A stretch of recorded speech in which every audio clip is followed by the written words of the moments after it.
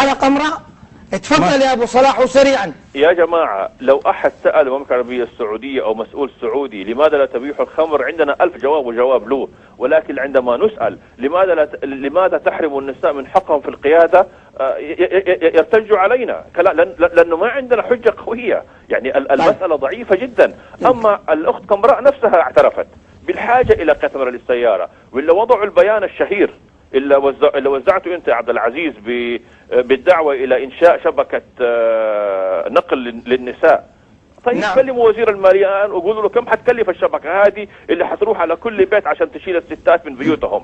خلونا واقعيين، ما احنا ما نريد أن نعيش في دولة نفسية. لنسمع من الشيخ. وبكل حل نجمع له 30-40 مليار ريال عشان نحل مسألة تافهة كهذه. جميل. طيب يا أبو صلاح، لنسمع هذا. يا أخي لموا فلوسكم وروحوا قدموا للمالية. وأنا مبسوط أنك شعرت بحرقة الحقوق وما الحقوق. لا يا حبيبي، لحظة شوي.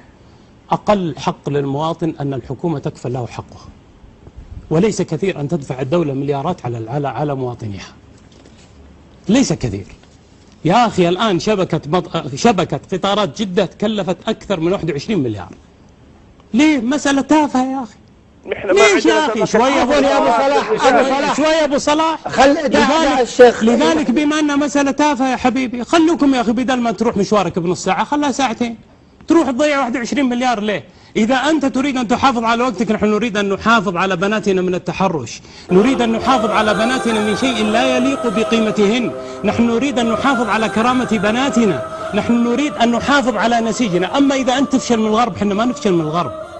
إذا أنت عندك مشكلة مع الغرب أنك ما تقدر تودي وين تودي وجهك، حينما يسألك ليش الحرمة منسوق، أنا عندي وجه وأنا صريح، أنا عندي تميز. إذا أنت ما عندك تميز، لما الملك حفظه الله، لحظة، لما الملك سألوه عن بناء الكنائس ماذا أجاب؟ ألم يقل مثلنا مثل الفاتيكان ليش ما في مسجد؟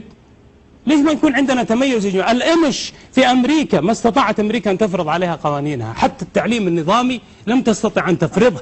إذا يجب أن تكون عندك العزة، يكون عندك القوة في التميز يا أبا صلاح. عفوا يا أبا صلاح، دع الشيخ ينهي بالله. يكون عندك قضية التميز. أما تقول والله مليارات، خل المليارات يا أخي تنفق علينا يا أخي، خل المليارات يا أخي نذوق عسيلتها.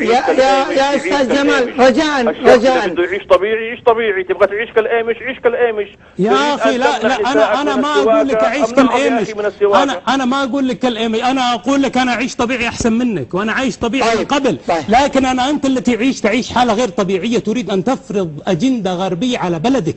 هذا المشكلة فيك يا جمال، من يوم ما كنت في الوطن وقبلها وأنت تريد أن تفرض أجندة غربية. لا تشخصن يا أخي. أنا معي قدامي رجل يرد علي زي الحين يقول أنا طالباني عادي، ما عندي مشكلة. أنا أقول لك القضية هي قضية أجندة غربية. المستهدف منهج بلدك، ليس المستهدف يا أخي والله لا حرمة سوق ولا حدرة. حينما تقول التي تركب مع منال الشريف، اعلموا أيها الناس إنه قد أرسل إليكم أنبياء منكم، فما بالكم لا تهتدون؟ إن أنبياءكم هم العلمانيين، فإنهم قد أتوكم ببرهان يقين.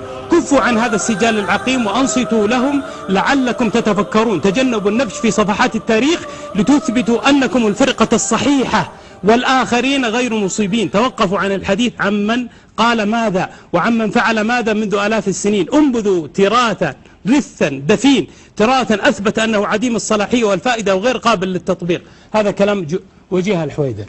وجيه الحويدر اللي مع منال الشريف وراكبة معها. وجيه الحويدر أنا أتحداها الآن عبر هذا المنبر، أتحداها أن تنتقد المرجعية الشيعية التي تهين المرأة في زواج المتعة.